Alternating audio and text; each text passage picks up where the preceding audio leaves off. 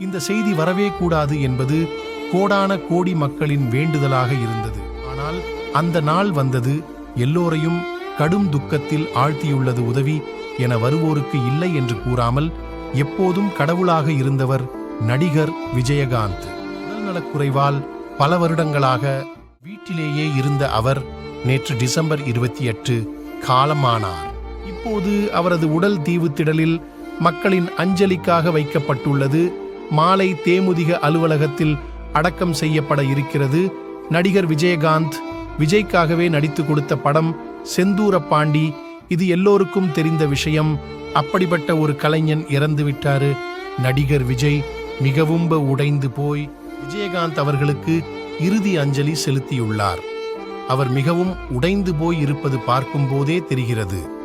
இந்த நிலையில் விஜயகாந்திற்கு இறுதி அஞ்சலி செலுத்த வந்த விஜய் கூட்டத்தில் சிக்கி தவித்திருக்கிறார். அப்போது அவர் தாக்கப்பட்டதாகவும் கூறப்படுகிறது.